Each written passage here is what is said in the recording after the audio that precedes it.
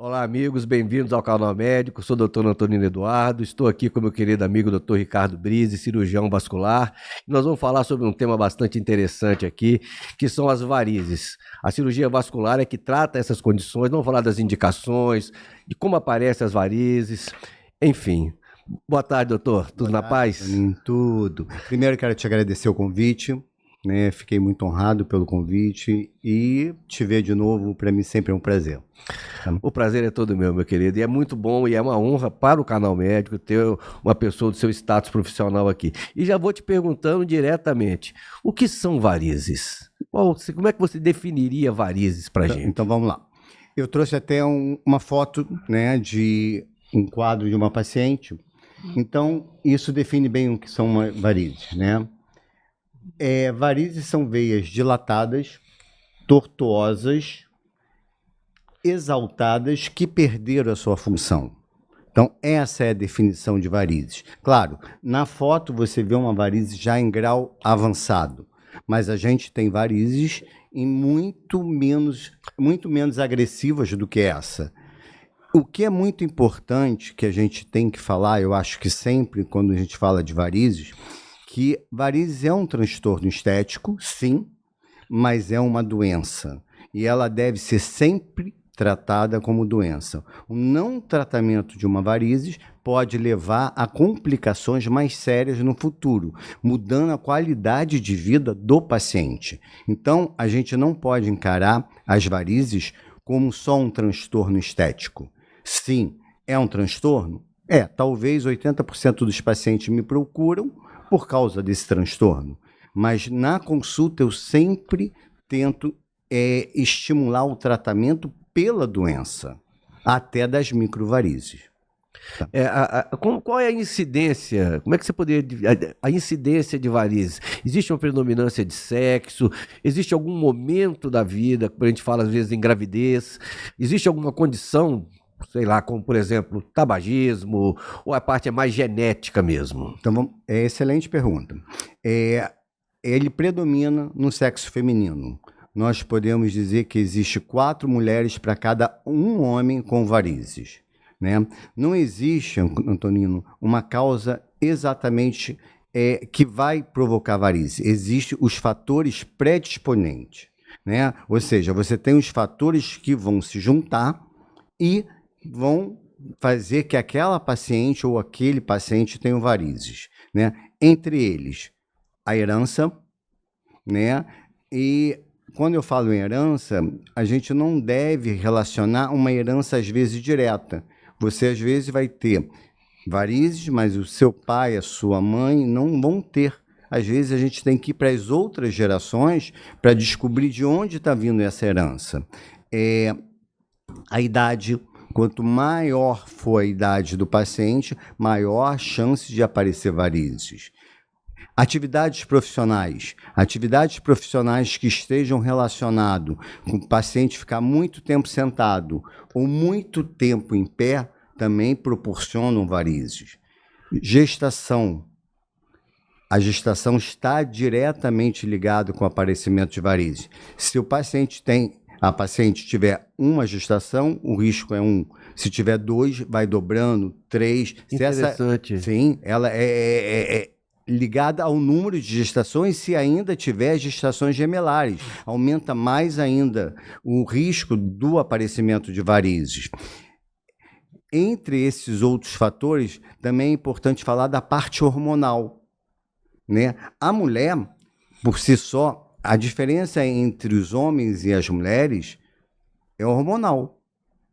Os hormônios femininos, por si só, também dão varizes. São fatores predisponentes, vamos dizer. Exatamente. Então, esses fatores todos vão estar interligados e vão fazer aquele determinado indivíduo ter ou não ter varizes. Existe você disse aí também do fator de idade, né? Sim. Mas existe varizes em pessoas mais jovens, por exemplo, assim, tipo na adolescência ou até mesmo antes dessa fase? É possível acontecer? Existe. Na verdade, nós podemos ter varizes com qualquer idade, mas só que com o aumento da idade aparecem mais varizes, você entendeu? Entendi. Mas ela pode, por quê? Você tem herança, você tem a profissão, eu não comentei, mas o sedentarismo também é um fator, a obesidade é outro fator. Então, assim, se esses fatores todos interligados naquele indivíduo vão aparecendo, ela vai ter maior chance de ter varizes. Eu, observando essa foto aqui, como você disse, a gente já vê a varíze num grau assim, mais adiantado, né? Sim. Mas existem também aquelas varizes que, sob o aspecto que você disse, estético, que incomodam muito, principalmente as mulheres, que são aquelas que parecem aquelas teias, né? Fiapos de cabelo, né? Microvarizes. Eu vou te fazer uma pergunta que às vezes aparece para mim e eu não sei responder. Tem pessoas que dizem que aquelas varizes, pequenas varizes, doem mais do que essas quando é a questão de dor. Isso é mito ou isso é verdade? Ou depende? Depende, né? É muito individual, né? Se você for na literatura, você vai ver que aquelas microvarizes, muitos livros, textos, falam que não tem dor. Mas na prática, você tem um paciente com dor, sim, né? Então, é muito individual, né? Às vezes você tem paciente com varizes desse tamanho que não sentem nada. E tem o menor que sente muito, né? Mas também você perguntou uma coisa, mas sente o quê? Quais são isso, né? É isso que eu ia te perguntar agora. Quais seriam os sintomas, assim, falando... O sinal está bem claro, né? Não tem como não ver, né? Mas e os sintomas relacionados à presença de varizes, principalmente em membros inferiores? Eu acho que, como você é um grande médico, e é mesmo, né? Você sabe que os sintomas, todas as doenças, elas vão se interligando. Correto. Então, assim, a gente não tem como a gente taxar assim, isso é sempre na varizes. Mas, de modo geral, o paciente tem dores nas pernas, dores tipo cansaço, ardência, peso, cãibras, né? Essa dor, o paciente acorda melhor e ela ao longo do dia vai piorando, o que é muito lógico, né? Porque a paciente estava dormindo, ou o paciente estava dormindo, e conforme ele vai ficando em pé, ele vai piorando esse quadro, né? O inchaço, que a gente chama de edema, né? A perda dos ossinhos do pé, né? Ou seja, a gente perde aquela visão do pezinho magrinho, né? Então, basicamente, são esses sintomas que aparecem no paciente com varizes. Muitas vezes, observando alguns pacientes que têm varizes, a gente vê também, principalmente com a varize na região da perna, da panturrilha, ou dessa própria região da face anterolateral da perna, a gente observa, às vezes, algumas manchas enegrecidas, assim, hipercrômicas. Sim. O que seriam aquelas manchas? Na verdade, são dermatite ocre, que a gente chama, né? Uhum. Então, são manchas mais avançadas de sinais de insuficiência venosa avançado, né? Ou seja, é uma paciente que deve ter uma insuficiência de grau avançado e ocorre um extravasamento da hemoglobina e vai tatuando a pele. Então, esse é um sinal, a gente classifica, hoje tem uma classificação em cirurgia vascular que vai classificar as varizes. Quando aparece esse tipo de mancha, já é uma classificação muito mais avançada da doença. A gente vai pesquisar. Por exemplo, se ela não tivesse nenhuma varize e aparecesse uma doente assim, eu teria que fazer exames mais minuciosos para ver se tem varizes profundas que eu não consigo observar assim, a olho nu, digamos assim, entendeu? O que seria uma varize profunda? Seria a varize que eu não consigo ver pela pele. Você entendeu que ela não está fazendo relevo na minha pele. Aí a gente não é o sistema profundo. Então, entendi. São varizes que eu não consigo visualizar. Então, por exemplo, os sintomas são esses, mas quais são os exames que eu vou solicitar para aquele paciente que vão me dar o diagnóstico, né? Existe o ecodoppler, né? O ecodoppler venoso, que é o principal exame que a gente pede hoje a nível ambulatorial, a nível de consultório. Ele vai me mostrar como está aquela veia, como estão as veias. Mas como assim, como estão? Porque assim, a circulação, ela é bem lógica, né? Se a gente lembrar da época que a gente estava no ginásio, né? E assim, muito resumidamente, a gente tem o nosso coração bombeando sangue, né? Então, o sangue que sai do coração, ele sai pela artéria, né? Mas para ele sair, ele também tem que entrar. Sem dúvida, ele tem que né? chegar. Ele tem que chegar. Quando chega, nós temos as veias. Então, eu posso resumir para você que a veia nada mais é do que um cano que vai levar o sangue de volta para o coração. Concorda comigo? Sem dúvida. Sem dúvida. E aí, a gente podia passar um filminho, que é o desenvolvimento de varizes, que você vai entender, que eu acho que te ajuda a entender um pouquinho. O que você acha? Eu acho bom, seria muito bom a gente ver esse vídeo aí para você explicar. Gostaria que você explicasse esse vídeo ao longo do que a gente vai do que a gente vai conversar. Porque até mesmo quando você falou aí a respeito da questão da artéria e veia. Sim. Né? A artéria, no caso, ela tem a bomba, né? A bomba cardíaca, e ela tem uma estrutura diferente da veia. As camadas são diferentes. A artéria contrai. Contrai. A veia não. Hoje só acredito num pulsar das minhas veias, é mentira, porque veia não pulsa, né? É só letra de música. É só letra de música, né? Mas então, e aí a artéria, além de ter essa bomba, ela é mais morra abaixo, exceto pro crânio, né? Sim. E as veias vão fazer morra acima, como você falou. Morra acima. Então, para esse sangue não voltar, eu devo ter alguma estrutura, que seriam essas válvulas. Mas você já quase acabou com o vídeo. Não, eu quero exatamente para poder mostrar essa questão que você tá colocando. Na verdade, é exatamente isso, né? A gente tem que pensar que a gente tem vários canos, né, que irão retornar para o coração. Eles vão se unir, vão se separar, né? Mas vamos pensar em um único cano para poder raciocinar. Perfeito. Esse cano, o sangue entrou na perna, a minha perna está localizada aqui embaixo, o meu coração está aqui em cima. Ele tem que subir a gravidade. Correto, é contra a gravidade. É contra a gravidade. Então, o sangue, para ele conseguir subir, ele depende da contração da minha musculatura da perna, né? É aquela história que a gente já contou várias vezes, a gente que faz esporte, que a panturrilha é o nosso segundo coração. Segundo coração. Né? E depende daquela estrutura ali, que se chama válvula ou válvula. Então o sangue passa, a válvula se abre. É vendo a seta vermelhinha, você tem duas diagonais assim no azul mais claro. Como se fosse duas vírgulas. Duas vírgulas, perfeito. Né? Que ela faz esse movimento, Antoninho. Ela abre quando o sangue passa e quando tende a voltar, ela vai se fechar. Ela vai fechar. Ela é uma porta, vamos dizer assim, só unidirecional. Exatamente. Ela permite que o fluxo suba. Você entendeu? Entendi.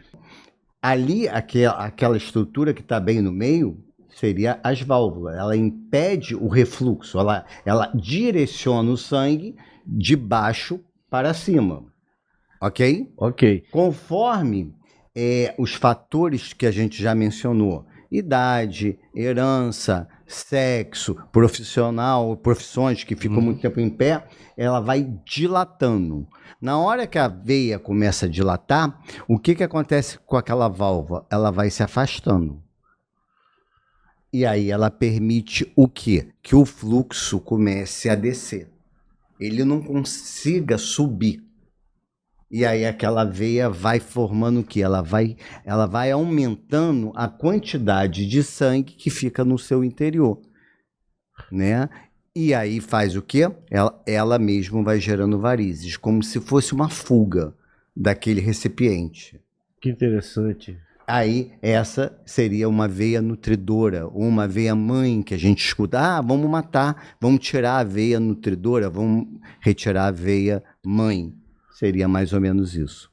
A gente às vezes ouve, e até no consultório médico, a palavra tributárias. Sim. Ou perfurantes. O que são veias tributárias e o que são veias perfurantes? Tributária seria alguma veia daquelas do lado dessa que dilatou.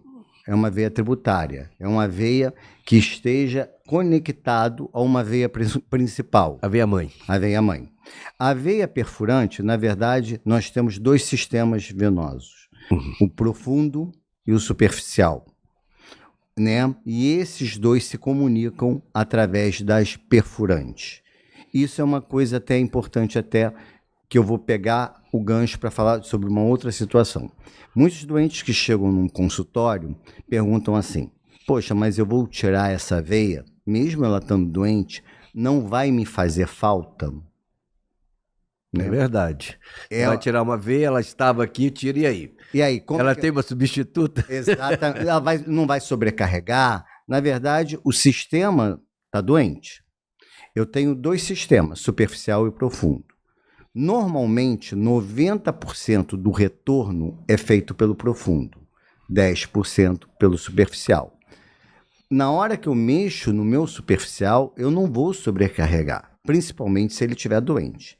Eu não posso deixar que o meu sistema superficial adoeça o meu profundo, que aí eu vou ter uma doença mais séria no meu paciente. Então, quando eu trato, quando eu tiro, quando eu elimino a veia doente, eu não vou prejudicar o paciente. Essa visão é uma visão mais de mito do que é a realidade. Isso que você colocou me faz refletir, e acho que a gente chega até numa questão bem importante, que foi o início da sua fala. Que você disse a seguinte coisa: muitas pessoas enxergam, principalmente as varizes, como uma questão estética, Sim, quando na verdade é uma doença. Né? Então, assim, eu tratar as varizes, principalmente precocemente, vamos dizer assim, evita então que adoeça esse sistema profundo. exatamente. E que doenças? Por exemplo, a gente pode falar, as veias inflamam, eu tenho as flebites, eu tenho as erisipelas, eu tenho as feridas, né? Existem as úlceras varicosas, que são fases avançadas dessa doença, que são feridas que ocorrem que difícil cicatrização. A gente, como médico, Sem dúvida. já vimos isso até na época de estudante. Exatamente, né? Se depara muito com isso. Pacientes idosos que chegam no consultório, que às vezes relatam que estão tomando banho, por exemplo, e de repente aquela varize se rompe, que é a varicorragia, né? Que é um transtorno para o paciente idoso. E existe também, se a gente for pensar, bem assim, a veia dilatada, ela não acumula sangue? Acumula. Ela não inflama? Sem dúvida. Ela pode formar um coágulo, ela pode fazer uma tromboflebite. Essa tromboflebite pode evoluir para uma trombose do sistema profundo. E aí a gente tem a trombose venosa. Então, olha quanta coisa que, se a gente tratar, pode evitar. Mas a trombose que eu falei, também a gente tem que pensar numa coisa. Tem outras doenças que também promovem a trombose. Não é que eu vou te convidar para vir aqui para a gente falar sobre elas. Vai ser um prazer, mas só para deixar... eu vou tratar varize e nunca mais vou ter trombose. Não é isso, né? Porque senão não estaria falando com a verdade. Não, mas é um dos fatores que podem provocar. Então, só para a gente elencar, então, aí essas questões, as complicações, então, como você disse, para a gente elencar, quais são as complicações mais comuns de você não tratar as varizes? E qual delas você considera de maior gravidade? Olha só, eu tenho visualmente, você até falou uma, é aquela pele manchada. Na minha opinião, é estético, mas é uma complicação, que é o eczema, né, a dermatite. Eu tenho a inflamação da veia, que é a flebite. A flebite. Eu tenho a tromboflebite, que ela inflama e pode formar um coágulo. Eu tenho a úlcera varicosa, que é a ferida propriamente dita. Eu tenho a varicorragia, que é a veia que estoura. Então, são 5 complicações extremamente temíveis que vão levar uma qualidade de vida muito ruim ao paciente. E qual é o tratamento das varizes? Nós podemos dividir, Antonino, o tratamento em 2 setores, né? O tratamento clínico e o tratamento cirúrgico, né? O que me leva a indicar um tratamento clínico, um tratamento cirúrgico? Primeiro é o tipo de veia. Se eu pego veias dilatadas que fazem relevo na pele, provavelmente esse paciente vai ser um tratamento cirúrgico. Se forem veias que, como você falou, aquelas aranhas, né? provavelmente vai Seriam ser as microvarizes. seriam as microvarizes, provavelmente vai ser um tratamento clínico.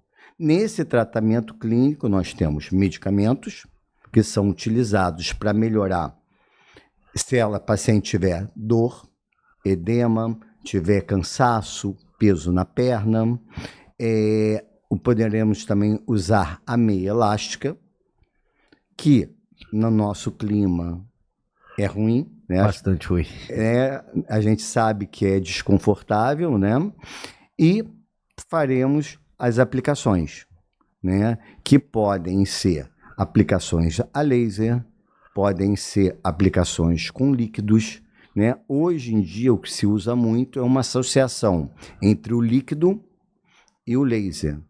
A gente denomina CLACS, crio, laser, crio, esclero. Então, a gente associa as duas técnicas para matar, entre aspas, aquele tipo de vasinho. Esse, basicamente, é o tratamento clínico, tá? Quando a gente parte para o tratamento cirúrgico, né, aquelas veias mais calibrosas, nós podemos dividir em tratamento convencional ou tratamento com endolaser, tá? Existe também ainda a radiofrequência, mas quase não se usa, e existe ainda a espuma que também é muito específico, mas basicamente a gente divide hoje em fleboextração convencional ou tratamento com endolaser. A fleboextração convencional, ela é um pouco mais agressiva. Como é que ocorre? Eu vou ter um paciente, vamos dizer que eu tenho uma safena doente, eu vou tirar aquela safena, aquela veia que esteja doente. Aí você vai perguntar, mas não vai fazer falta? Não, porque ela está doente. Ela está doente. Ah, mas eu não posso usar ela para o coração? Não, porque ela está doente. Né? Porque são perguntas... São perguntas bastante comuns, inclusive você antecipou, né? Muita gente escuta falar em ponte de safena. Exatamente. Se eu tiro a minha safena e preciso de uma ponte de safena, mas ela está doente... Não dá. É o que eu no consultório a gente conversa muito, eu converso isso com meus pacientes ou com meus pacientes. Então, quando a gente faz a fleboextração, a gente faz um corte, uma incisão na parte de cima e outra no pé. Passa um arame, que é um fleboextrator, que aí tá como se fosse um ganchinho, e aí o que eu vou fazer? Eu vou arrancar, eu vou estripar, eu vou tirar aquela veia. Conforme eu vou arrancando, é assim mesmo, grosseiro mesmo, tá? Uhum. Ela vai sangrando e vai formando um grande hematoma. Esse hematoma é que vai dar dor no paciente, vai fazer aquela recuperação mais arrastada, né? Que o paciente reclama às vezes. Então, é uma técnica boa? É uma técnica boa. Não tem como, foi usado muito, mas é mais dolorosa, com uma recuperação mais lenta, retorno para atividade física mais demorado, para o trabalho mais demorado.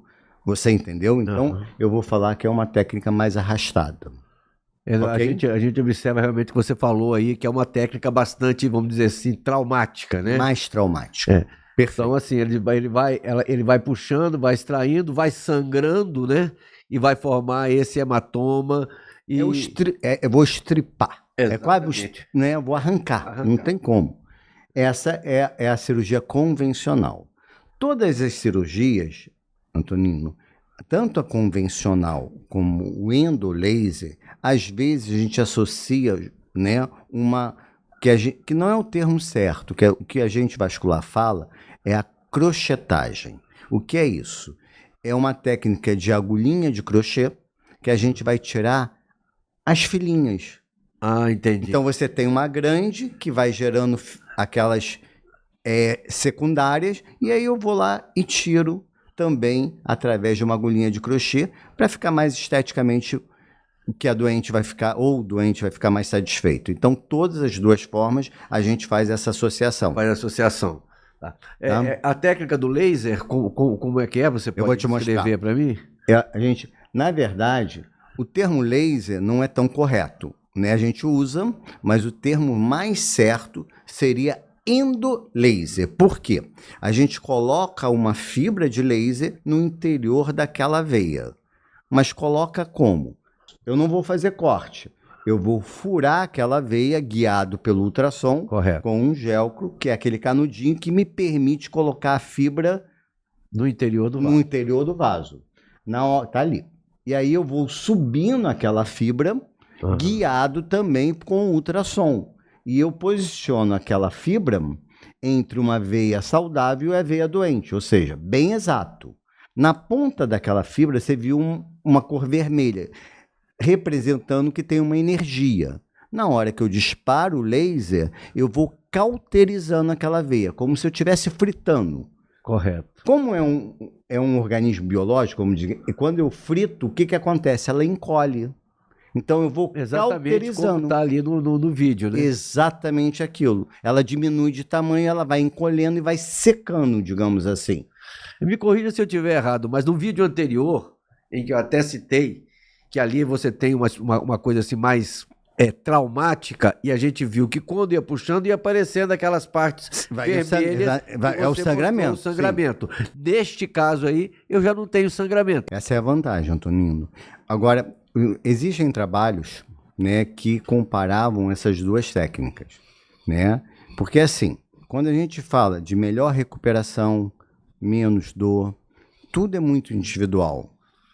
Né? Eu posso te operar, você ter uma sensação, e posso operar a sua esposa e ela ter outra sensação. Então, esses trabalhos são bastante interessantes. No mesmo paciente, se operava uma perna pela técnica do endolaser e a outra perna pela técnica da fleboextração. E se observou o seguinte, que sempre o endolaser tinha uma vantagem em cima da fleboextração, com a melhor recuperação, menor dor, menos hematoma. Então, hoje em dia, é o que a gente considera quase como padrão ouro. Então, seria o padrão ouro, seria o endolaser. O endolaser. Eu vou fazer uma pergunta aqui que muita gente faz e que é comum ocorrer, que você já deve ter ouvido. O que acontece? Independente da técnica, quando o senhor faz uma cirurgia de varizes, muitas vezes você vê o paciente, principalmente para mim que sou clínico, que às vezes vou receber um paciente que estou examinando, que pergunta, eu fiz uma cirurgia de varizes, mas as varizes voltaram todas. E é difícil a gente explicar que você tirou a varize, mas não tirou talvez a tendência familiar dele de ter varizes. É isso. Enfim. Então assim, eu queria que você explanasse um pouco, porque muita gente fala que não vou operar, porque não adianta, porque as varizes voltam. Quebra esse mito aí pra gente. Na verdade, assim, o que você falou é uma realidade. Eu tratar as varizes, eu não impeço que elas retornem, né? Mas é claro, se eu tenho entre os fatores, varizes também pioram varizes.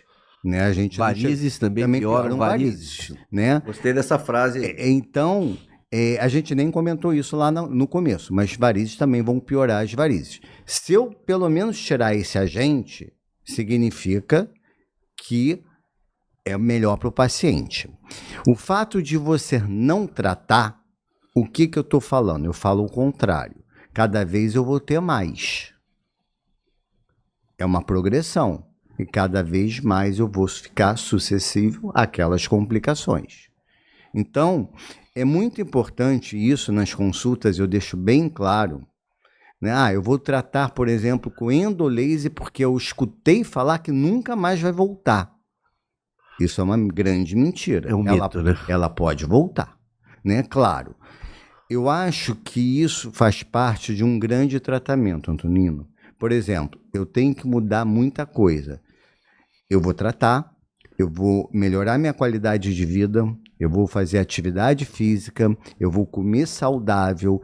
Isso tudo vai me ajudar também a não retornar às varizes. Porque lembra, a atividade vai melhorar minha musculatura, vai estimular o sangue com mais eficiência. Então, esses pequenos detalhes vão fazer que talvez não voltem. É multifatorial, né? Uma questão multifatorial. Exato. Agora, eu não tenho dúvida que o não tratamento, talvez no futuro, leve o paciente a se arrepender. Você entendeu? Naquela primeira foto que nós vimos, se fosse possível, talvez a produção vai colocar aquela foto das varizes, eu vejo ali uma varize num grau muito, muito, muito adiantado. Aquela varize em nível, agora eu vou falar sobre o nível estético. Sim. Em nível estético, eu vou recuperar, eu vou poder, a paciente que no caso tem uma varize daquela. Aquela paciente foi operada. Foi operada. Foi operada, na verdade. Ela pode usar mini saia? Não. Não, porque ela já tem uma certa idade e ela não gostava. Mas assim, vamos dizer assim, eu nunca prometo 100%, porque a gente não consegue. Não consegue. Né? Mas eu te falo que saiu bastante satisfeito. Eu vejo, né, que a grande maioria fica bem satisfeito até da parte estética, né? Porque isso é uma coisa que eu também eu brinco muito com meus pacientes, principalmente as meninas, né?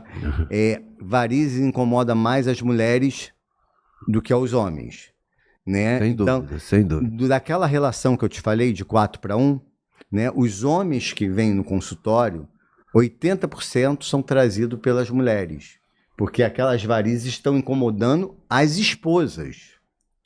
Entendi. Né? Então, varizes... Esteticamente, né? Exatamente. Ela está vendo a perna do marido, né? E ela leva o marido para a consulta. Então, eu falo que varizes incomoda mais as mulheres do que os homens, sempre, né? Às vezes você é o marido da paciente que tem varizes, nem se toca que ela tem varizes, né? Então, mas a amiga que vê no clube, ela comenta que ela tem varizes, né? Então, eu brinco muito com isso, né? Que as varizes incomodam mais as meninas do que os meninos. Então, quando a gente pega uma varize assim, eu não consegui mostrar embaixo, mas, por exemplo, ela não tem úlcera, ela não tem ainda dermatite. Então, esteticamente, fica bem. Ela recupera a perna e fica muito... Eu falo para uma paciente dessa que ela vai melhorar 80%.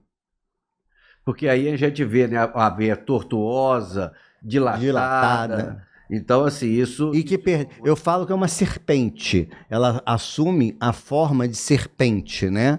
E ela perdeu a sua função.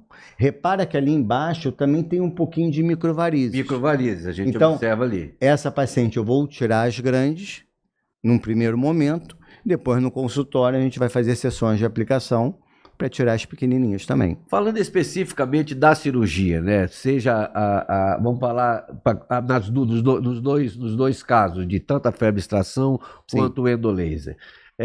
Em nível de tempo de cirurgia, tipo de anestesia e tempo de recuperação. Como você pode fazer uma comparação? Você pode até falar sobre esses tempos? Na verdade, sim, depende. Mesmo dependendo do paciente, vamos pegar assim, na média. O que você olha poderia só, falar na média? Vamos pensar assim, numa paciente dessa que eu faço tanto laser ou como com a fleboextração. A fleboextração ela é mais demorada. Eu não consigo te precisar o tempo, mas vamos dizer que eu aumente o tempo em quase 1 hora, tá? Claro, depende da experiência do cirurgião. Sem dúvida, tá? Sem dúvida. Eu faço endolaser, eu me arriscaria a falar há 20 anos, tá? Então, quando eu comecei a fazer, talvez eu tinha um tempo muito longo, né? Porque a gente não tinha aquela habilidade. O domínio da técnica ele ainda está em desenvolvimento, a curva do domínio da técnica. Exatamente. Então, talvez a fleboextração fosse muito mais rápido para mim. Até porque eu formei pela Universidade Federal do Rio de Janeiro e fiz a minha residência no Fundão. Então, assim, lá a gente fazia a fleboextração. Sem dúvida. Né? Então, eu estava formado era nisso. Então, era muito mais rápido abrir e fazer o strip do que a gente fazer o endolaser. Mas hoje, a gente faz o endolaser em 10 minutos. Né? Claro, eu brinco muito que eu não aposto corrida, né? Mas assim, é a média que a gente faz. Aí depois a gente vai tirar as colaterais, né? Hoje, se a gente pode tirar tanto as colaterais fazendo multiperfurações e colocando laser ou fazendo a crochetagem. Hoje a gente já consegue fazer essa associação. Ou continua com laser, né? Ou vai fazendo crochetagem. Né? Então, e o doente se beneficia muito, muito, muito, muito. Não tenho dúvida. E vamos dizer, normalmente que tipo de anestesia? É uma anestesia geral? É uma peridural? É uma anestesia Na hack? verdade, assim, o maior medo no paciente sempre é a anestesia. É engraçado isso, né? É um É verdade. estigma muito, muito ruim, porque o anestesista está ali para ajudar. Nem todo mundo tem muito medo dele, né? Então, o que a gente faz? A gente faz uma sedação e hoje a gente faz a hack. Quando eu falo em hack, Antoninho, é gozado que a paciente sempre arregala os olhos. Vai enfiar uma agulha na minha coluna. E aí ela lembra também da época que ela teve o neném, né? Só que são situações diferentes. Quando você faz a hack do parto, primeiro ela está com uma barriga com o neném. Ela não consegue se movimentar direito. Segundo, ela não pode ser sedada, porque senão a sedação vai passar para o neném. Vai passar para o neném. Né? Então, isso já é ruim. Quando a gente faz com anestesia para varizes, ela vai ser sedada. Ela ganha aquele boa noite Cinderela que a gente, né, que se fala. Ela não vai sentir, ela não vai ter aquele momento daquela agulha atrás, nas costas. Né? Então, ela não sente aquele desconforto. Quando ela vê, já fez a anestesia, ela já está deitadinha. Eu brinco com as pacientes que ela vai tomar uma garrafa de vinho na veia, sem saborear o vinho, né? Então, no meio da cirurgia, ela sempre elas ficam acordadas, fica mais sonadinha e vai estar no quarto, ela já vai estar desperta, mas a gente usa geralmente a hack. E qual o tempo médio de internação desse paciente? Não, esse paciente, olha só, os dois a gente mantém a cirurgia convencional, eu deixo um dia, né? Opera no dia, digamos que você operou de manhã hoje, você vai ter alta no dia seguinte. Vai embora. A endovascular, eu consigo dar alta até no mesmo dia. Ela pode operar de manhã, à noite ela tá. Ou operou à noite. Pela manhã vai embora. Vai embora, tá? E o tempo vamos dizer, de recuperação? Vão ser a recuperação que eu digo assim, em nível de atividade. Porque ela vai ter que ficar de cama? Não, né? Ela, assim, após a cirurgia. Não, olha só, nenhuma das duas. Isso é uma coisa que eu sempre falo. Eles não estão doentes. Eles foram só operados. Então ela vai voltar para, assim, o dia a dia. Não vai ficar de cama o tempo todo, né? Vida normal, não vai ficar numa cozinha fazendo uma feijoada, né? Ainda vai ficar muito tempo de pé, sim, enfim. Vai ter uma vida praticamente normal. Então, a minha rotina, isso vai variar de cirurgião para cirurgião, tá? Eu opero, coloco uma meia elástica, uma meia especial que permita que a paciente tome banho com aquela meia, tá? Interessante. Que ela seca rápido. Então, aquela meia vai acompanhar ela durante 7 dias, ok? Depois de 7 dias, a gente tira a meia, ela não tem ponto, né? Eu tiro alguns esparadrapos, que são os micropórios, que estão colados na pele dela, e aí a gente vai avaliar os hematomas. Dali ela pode ou não fazer drenagem linfática. E, a partir daí, no caso do laser, do endolaser, eu já libero para a academia. Tá? 7 dias? Com 7 dias, tá? E no caso da cirurgia convencional, aí eu espero até completar 30 dias, 45 dias. Nossa, mas que diferença! Sim.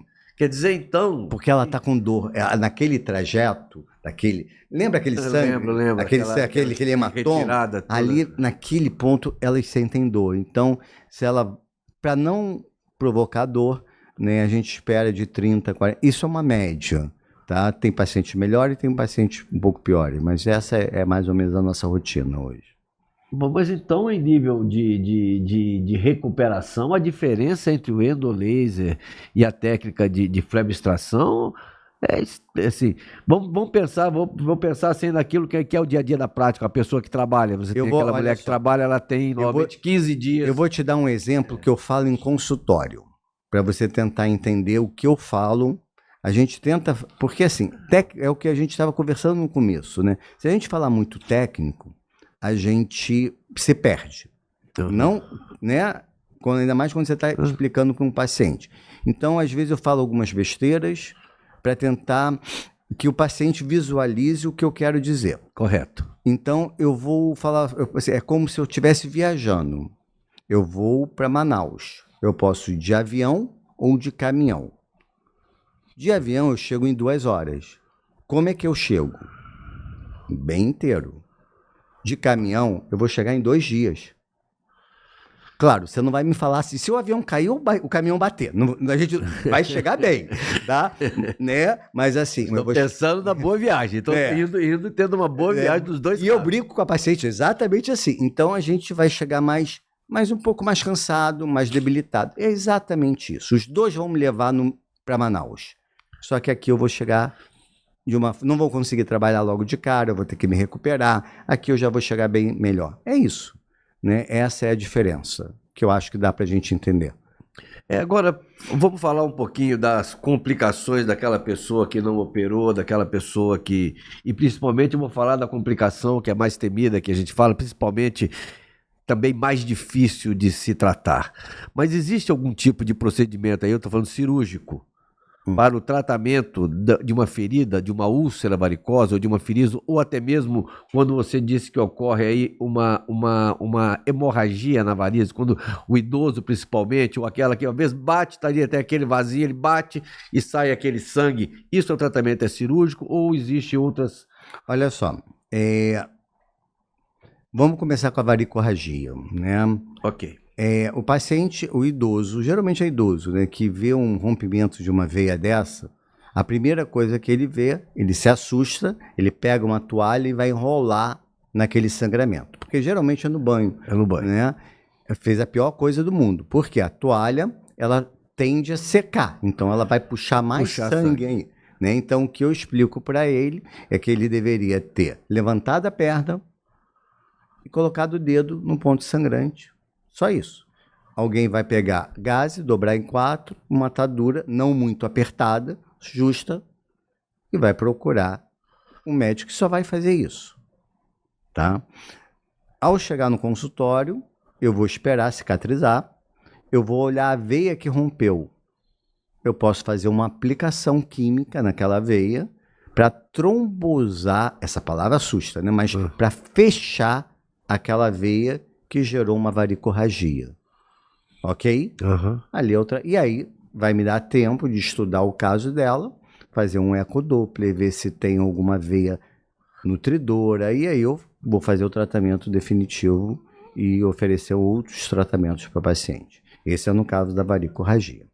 No caso da úlcera varicosa, né, a gente tem que fazer uma coisa muito semelhante. Primeiro, a gente tem que pensar se ela está infectada ou não está infectada. Se estiver infectada, inflamada, a gente tem que tratar isso, né? Porque é muito dolorosa. Geralmente o paciente sofre com muita dor. A gente pede o ecodoppler. Por quê? Eu vou ver se existe alguma veia que está nutrindo e mantendo aquela ferida. Né? Se tiver veias relacionadas com aquele setor, com aquela veia, com aquela úlcera, né, eu tenho que tratar. O tratamento clínico que a gente pode começar é o quê? Elevar o membro. A gente vai N curativos, uma gama de curativos imensa para tentar a cicatrização, mas a paciente tem que ficar com o membro elevado, no máximo esticando o pé e puxando. Mas aquela retorno do sangue, né, tem que ser estimulado para tentar fechar aquela ferida, ok? Uhum. Se a gente conseguir com esse tratamento, ótimo. Se não, a gente tem que cauterizar ou fechar aquela veia que esteja doente. Aí a gente pode, cirurgicamente, com um laser, porque aquela pele ao redor, Toninho, é muito doente. Se eu tentar abrir uma incisão para passar aquele fleboextrator, aquele arame, eu vou abrir outra ferida. Outra ferida. Né? Então não posso. Então eu vou tentar furar com laser. E uma coisa que se usa também, que a gente falou, é a técnica da espuma. O que seria a espuma? A gente pega um líquido, digamos assim, e a gente vai chacoalhar aquele líquido, como se fosse um detergente. Ele vai, se eu jogo ele para um lado para o outro, ele vai formar uma espuma mesmo. E ali eu vou injetar aquela espuma na veia. Ele vai destruir aquele vaso, a tal vaso que está mantendo a ferida, e ocorre duas coisas interessantes. A dor melhora. Que já é uma coisa muito importante. E a úlcera cicatriza. Ela vai começando a cicatrizar com a ajuda dos curativos. Correto. Curativos que às vezes não estavam dando certo. Claro, a úlcera varicosa, até a gente conversou antes, nós dois, ela às vezes tem outros componentes. Pode ter um paciente diabético, paciente fumante, que tenham doenças de artéria também. E aí já é outro tratamento, que é chamado de úlcera mista. Então, não dá pra, não é uma cartilha, né? Por isso que tem que ser examinada sempre por um cirurgião vascular direitinho, fazer um ecodoppler, ver o que esse paciente tem para poder escolher o melhor tratamento para esse paciente. Tá? Quais seriam os exames que a gente faz, por exemplo, né? São apenas exames de imagem, apenas o ecodoppler que você faz, não só no diagnóstico, mas até no pré-operatório? Qual seria aí a preparação, tanto para a cirurgia ou para firmar o diagnóstico? Na verdade, o exame vascular tem o exame clínico. Sim, claro. Né, que vai desde a ectoscopia, que é a visualização. Né, que a gente olha, né, inspeção, né, até os outros exames complementares, né, a palpação de pulso, né, ver a temperatura, ver a diferença de tonalidade de pele. Então, isso tudo no diagnóstico inicial a gente consegue ver. A partir daí, existe hoje alguns exames de mão. Por exemplo, existe um fleboscópio. O que é isso? É uma luz que vai mostrar a veia, o trajeto da veia, né? Que foi uma adaptação que os médicos oncologistas usam para pegar as veias de criança para fazer quimioterapia, e muito vascular viu aquilo e começou a usar na clínica para ver as veias varicosas. Né? É um outro arsenal que a gente ferramenta que a gente pode usar. E tem o ecodoppler. Né?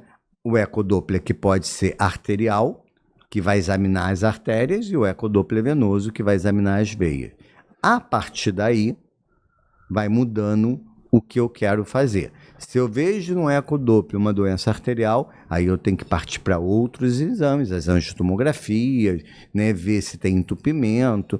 Se não, a gente continua nisso e acaba propondo algum tipo de diagnóstico. Algumas vezes eu me deparei com algumas pessoas, e isso às vezes, muitas vezes é um mito também que eu vou querer que a gente discuta aqui, que ela faz a seguinte coisa: eu observo a varize, mas você já foi ao angiologista, já foi ao cirurgião vascular para verificar essa varize? Para ver isso aí que tem que ser tratado. Já estou tratando, tomando medicamento. Então, assim, existe gente, né, não vou citar porque existe a questão comercial de citar esse ou aquele medicamento, mas é muito comum a gente se deparar com, às vezes, que se passa o medicamento, às vezes para aliviar a dor, às vezes para ver, mas que as pessoas imaginam que aquilo pode ser o tratamento para a varize. Na verdade, na verdade, você é clínico, né? Você é especialista, você sabe que você já me perguntou sabendo. Não existe tratamento medicamentoso para fazer a varize desaparecer.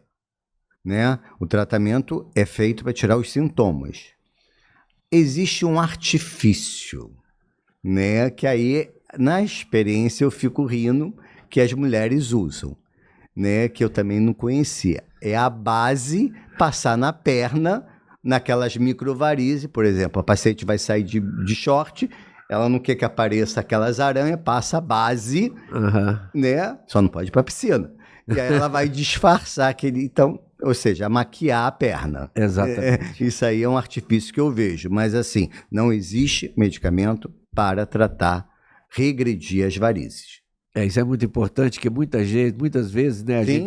É importante que o nosso... Às vezes até a indústria farmacêutica bota isso como um banner flor. ou quer, uma Exatamente. coisa ali, a pessoa toma aquela medicação com a Achando que expectativa vai regredir. que vai regredir. Quando na verdade aquilo é para tirar a dor, para tirar a sensação de cansaço, para tirar o E peso. tira, e melhora. E ajuda, melhora. Exatamente. Mas não melhora absolutamente nada em nível de regressão de varizes. Agora, a gente falando assim, quem está falando de cirurgia, quais seriam, ou qual seria, há alguma complicação pós-cirúrgica? Existe. Na verdade, assim, tudo tem complicação, né? Eu acho que toda cirurgia, a gente não pode menosprezar o procedimento. Por mais que eu falei que é uma coisa mais simples, né? Mas não deve ser menosprezado. Então, respondendo até uma coisa que você me perguntou, não falei, eu acho que de rotina tem que se ter uma avaliação com risco cirúrgico. Meus doentes têm que passar no cardiologista, ele tem que me dar o ok. Dependendo da doença que essa paciente, além das varizes, tem, ela tem que passar no médico especialista. Eu tenho um distúrbio hematológico, ela vai passar no hematologista. Eu tenho um distúrbio reumatológico, vai passar no reumatologista. Ou seja, a gente tem um corpo clínico para pedir ajuda, né, para que ela esteja no melhor momento possível para a cirurgia. É a primeira coisa. Ser avaliada pelo anestesista é a segunda coisa. Então, ela tem que estar preparada. É a cirurgia segura, né? É segura. Terceiro, tem que operar num lugar onde tem estrutura. Né? Eu acho que não dá para operar. Algum paciente seu foi para CTI? Não. Mas se precisar, tem que ter. Tem que ter o CTI. Né? Você é terapia intensiva, sabe disso. Porque a gente não pode ter falha. Né?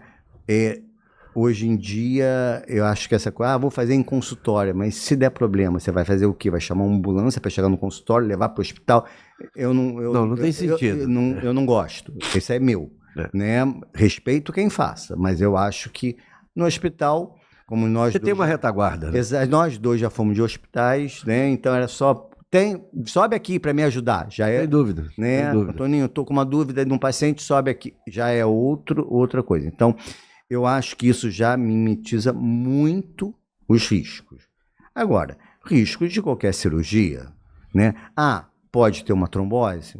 Pode. Nas cirurgias, existe o risco de trombose venosa do sistema profundo. Sem dúvida. Aquela meia que eu falei é uma meia antitrombose, já diminui o risco. Então, a gente vai tomando algumas condutas para diminuir o risco. Infecção pode ter. Então, mas são muito raro, né? É muito raro, né? Mas quando você me pergunta, tem risco? Né? A gente as complicações não dá para a gente não falar que não tem, né? Mas são raras. Cuidados que o paciente deve ter especificamente. Que eu vou citar. Eu li um livro muito interessante, escrito por uma enfermeira, por sinal, que o título é Por que os Pacientes Mentem, que eu achei bastante interessante. Legal.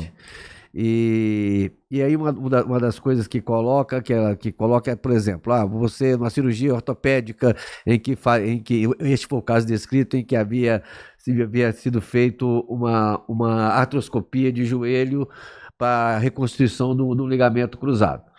E aí o médico recomenda que não pise, não apoie o pé no chão por um período X. Tá. E aí o paciente volta algum tempo dizendo que está com muita dor no joelho. E parece que o joelho é demasiado e tal, e aí depois se descobre que, na verdade, ele tem uma pisadinha no sentido, não deu outra pisada. Mas também é muita coisa ficar 15 dias sem pisar, vou dar. Então, assim, quais as recomendações no pós-operatório imediato? Existe alguma restrição de movimento? Eu te perguntei se o paciente ficava acamado, mas eu acho que eu estou falando assim, em nível mesmo assim de restrição. Eu não posso pisar, eu vou ter que colocar uma muleta, eu vou ter que colocar nada disso, né? Não, na verdade, assim. Eu coloco a meia, mando ela para casa. Ela, por exemplo, no dia seguinte, ela toma o seu banho normal, seca a meia, né? E vai. Eu falo o seguinte, como se você tivesse, gripada,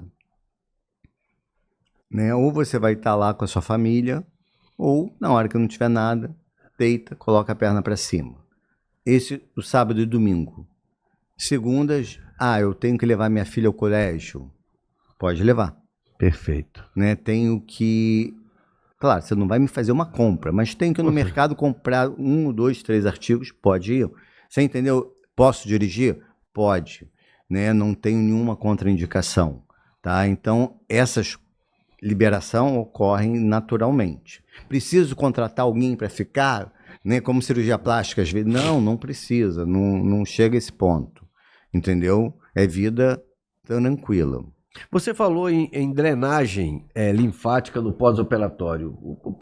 Isso é necessário, é obrigatório ou depende de cada caso? Depende de cada caso, mas hoje em dia a gente cada vez tenta aprimorar, né? Por exemplo, eu tenho visto que hoje a gente coloca aquelas fitas, né? Eu perdi o nome, taping, né? É tape.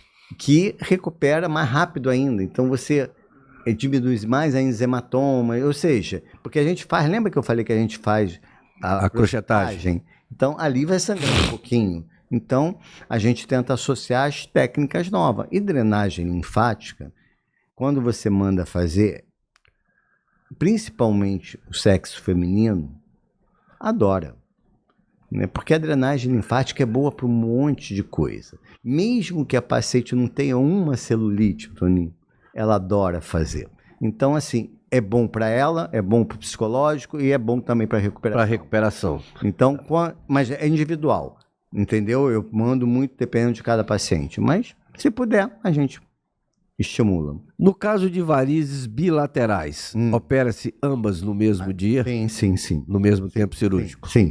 Na verdade, a gente tenta melhorar o máximo a paciente. Numa única vez. Numa única vez. Porque para evitar exatamente também toda a questão do próprio risco cirúrgico, que envolve qualquer tipo de cirurgia. Menos uma anestesia, né? Ou seja, fazer o que puder. A outra coisa, voltando até lá no início, quando nós falamos daquelas veias, pequenas veias, muitas vezes a gente ouve um termo, né? Eu estou fazendo aplicações para as varizes, né? O que seriam essas aplicações? Na verdade, elas falam até, quer ver, secando. Secando, é verdade. Né? É verdade. Na verdade, a aplicação, a secagem, né? Digamos assim, são aquelas aranhas, são veias que não tatuam, que não fazem relevo na pele, que eu não tenho a indicação cirúrgica, ok? Só tenho aqueles fiapos.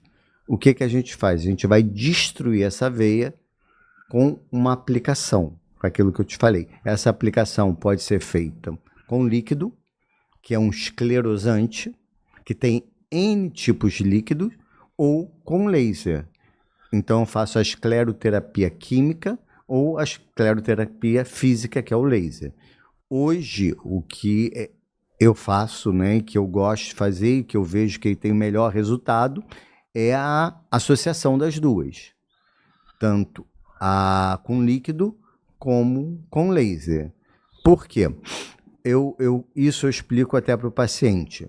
Quando você faz uma escleroterapia naquela microvarizes com líquido, é como se eu estivesse fazendo um ácido na veinha do doente. Quanto mais forte o meu ácido, mais eu vou destruir aquela veia. Correto. Mas eu posso danificar também coisas saudáveis. Uma veia saudável. Então, eu diminuo a potência do meu ácido. Ok? Ok. Quando eu faço com laser, eu estou trabalhando o quê? Com energia. Física, né? A questão física, como você disse. Quanto maior a minha energia, quanto mais calor, mais eu destruo o vaso, mas também posso destruir pele. Então eu trabalho menos energia. E aí associo as duas técnicas.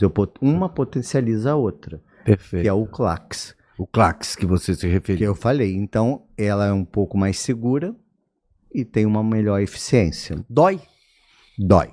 Na verdade, falar que não dói é mentira, né? Dor é individual. Né? O que a gente faz? O CLACS, se você olhar, é C-L-A-C-S. O S final é esclero. O L-A do laser. E tem 2 Cs no meio, que é a crio. A gente tem um aparelho que ele vai gelar a pele. Então a gente, como se fosse um ar-condicionado, mas saindo só por aquele tubo. Então a gente coloca aquilo próximo da pele, né? E aí vai disparando o laser. Então ali cria como se fosse uma bolsinha de gelo. Entendi. E aí diminui a dor. Diminui o desconforto. Mas eu sempre falo que pode doer um pouquinho, eu acho que dói, né? Eu nunca fiz em mim, eu brinco muito isso, mas eu vejo que alguns pacientes sentem um pouquinho de dor. Tá? Briz, eu acho que nós comentamos bastante coisa com relação a essa questão das varizes. Você gostaria de acrescentar alguma coisa? Você queria? Qual a mensagem aí que você deixa em nível de falar de profilaxia, por exemplo? Qual a mensagem que você diria hoje para a pessoa? Eu acho sempre importante tratar. Eu acho que a gente tem que sempre procurar melhorar aquilo que eu te falar. É o geral. Hoje eu acredito muito nisso, que a gente tem que melhorar, tentar... que sempre tem essa coisa, né, Antoninho? Não tenho tempo. Tempo a gente tem. Tempo é prioridade. Tempo é prioridade. Então, tentar fazer uma atividade física, tentar comer saudável. Claro, não vai comer saudável todo dia, mas pelo menos de segunda a sexta, né? Tentar ter uma qualidade de vida boa e se tratar em tudo. No diabetes, nas varizes, nas doenças arteriais que são sérias, são graves, no pé diabético, né? Que a gente vê cada coisa muito sérias. E uma coisa que eu acho que é importante, né? Todo mundo pode fazer tudo hoje, né? Existem várias especialidades, né, que vão entrando na medicina, né? Não falando mal, mas eu acho que tem que ter os médicos especialistas, né? Não concordo com... Eu concordo com você bastante. Com essa abertura total. Eu acho que, por exemplo, a gente agora teve esse escândalo, né, que está sendo noticiado, da menina que morreu, né? Então eu acho que a gente não pode esperar ninguém morrer para ter problema. Então eu acho que tem que ser sempre um médico que tenha especialidade, vivência, que tenha passado já por todas as situações, uma boa formação, sim, né? Enfim, a gente hoje vive, e isso não tem muito a ver com o nosso assunto aqui, mas que é um tema muito interessante, a picaretologia, né? Que é uma especialidade. Exatamente. Você vê hoje pessoas aí na internet, sem qualquer formação médica, sem experiência. Que é importante. E que não quero também, não estou, mas é importante que que a pessoa que vai procurar um médico, que procure um médico que tenha ali, que olhe o entorno da atividade dele, ou seja, o que ele faz, o que ele produz. Na verdade, assim... eu, quando eu era novo, eu não sabia o que era medicina, porque eu não tive parentes médicos. Isso é um fato. Então, talvez eu não soubesse várias coisas sobre ser médico. Eu não sabia que você entrava numa faculdade de medicina e depois tinha uma tal de residência médica. Não sabia, né? Para mim, eu sairia médico, né? Depois que me falaram que eu tinha que fazer prova para ser cirurgião geral, prova para ser cirurgião vascular, né? Então, assim,